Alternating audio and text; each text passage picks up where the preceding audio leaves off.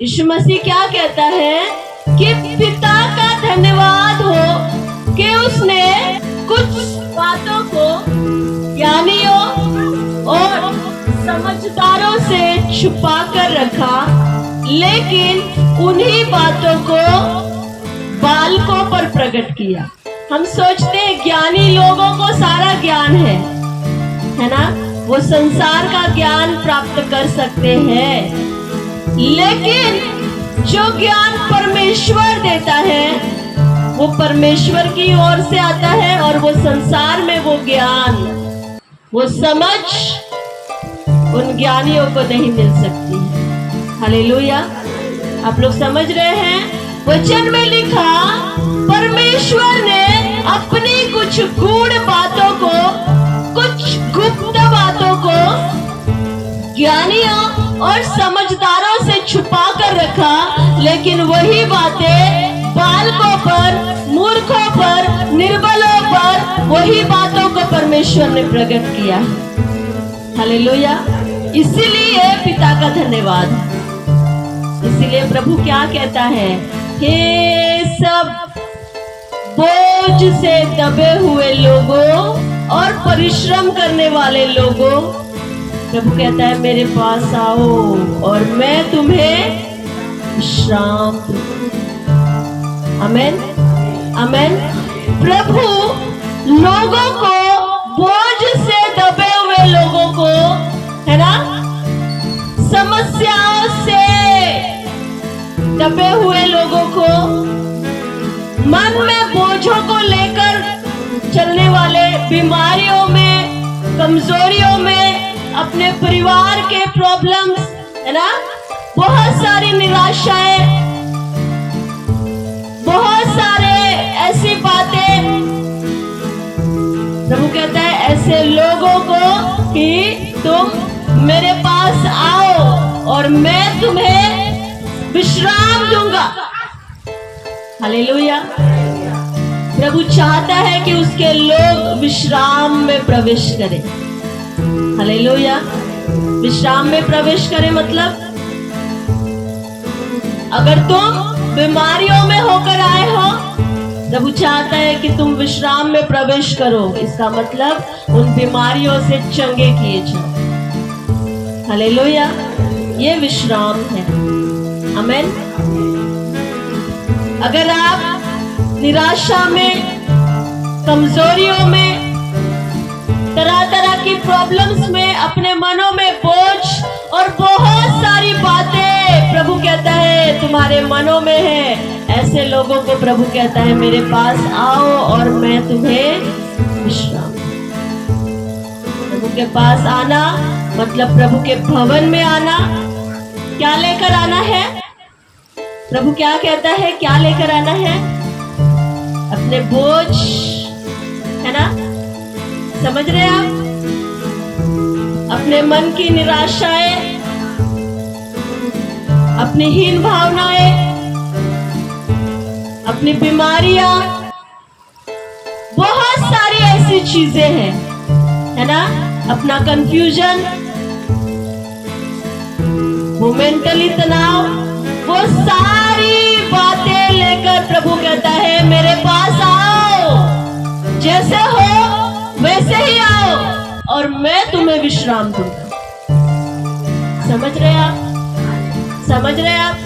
हम जब यहाँ आए हैं, ऐसा नहीं है कि आप अपनी प्रॉब्लम्स को साइड में रखो और फिर आओ, नहीं, जैसे हो उसी दशा में आओ और अपने बोझों को प्रभु के सामने रखो। Hallelujah, hallelujah. अपनी निराशाओं को प्रभु के सामने रखो, अपनी बीमारियों की उन बातों को प्रभु के सामने रखो। Hallelujah, hallelujah. जो कुछ तुम्हारे मनों में बोझ है, जो कुछ तुम्हारे स्ट्रगल्स है, जो भी तुम्हारी प्रॉब्लम्स है, सारा कुछ प्रभु कहता है उसी दशा में मेरे उपस्थिति में। Hallelujah, hallelujah. और प्रभु कहता है जब तुम आओगे खाली हाथ नहीं जाओगे। हालेलुया। तुम विश्राम में प्रवेश करोगे, मतलब जिस दशा में आए हो उस दशा से छूटकर, फ्री होकर, चंगे होकर, आजाद होकर तुम यहां से जाओ। Hallelujah, hallelujah. इजराइलियों को परमेश्वर ने कहा कि मैं तुम्हें इस गुलामी के देश में से निकालकर कनान देश में पहुंचाऊंगा, मतलब उस विश्राम के देश में मैं तुम्हें पहुंचाऊंगा। Hallelujah, hallelujah. प्रभु नहीं चाहता है कि उसके लोग प्रॉब्लम्स में और बीमारियों में और शैतान के बंधनों में रहे, है ना। प्रभु चाहता है उसके लोग विश्राम में प्रवेश करें। कहाँ प्रवेश करें? आप लोग समझ रहे हैं विश्राम क्या है? आप लोग समझ रहे हैं? आपका छुटकारे में प्रवेश करना, वो विश्राम में प्रवेश करना है। दुष्ट आत्माओं से आजाद होना, हालेलुया। बीमारियों में चंगे होना, अपनी कमजोरियों में बलवंत होना, ये चीजें हैं जो प्रभु कहता है कि मैं चाहता हूं कि तुम उन बातों को लो। Hallelujah, hallelujah. आज हर किसी के मनों में बोझ है ना, अलग अलग बोझ। कितनों के मनों में बोझ है? अपना हाथ ऐसा कर सकते हैं? बोझ है किसी ना किसी बातों को लेकर, है ना। हालेलुया।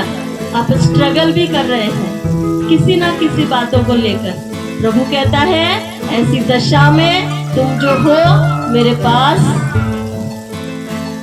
ये मेरे शब्द नहीं है, ये प्रभु के शब्द हैं। Hallelujah, hallelujah.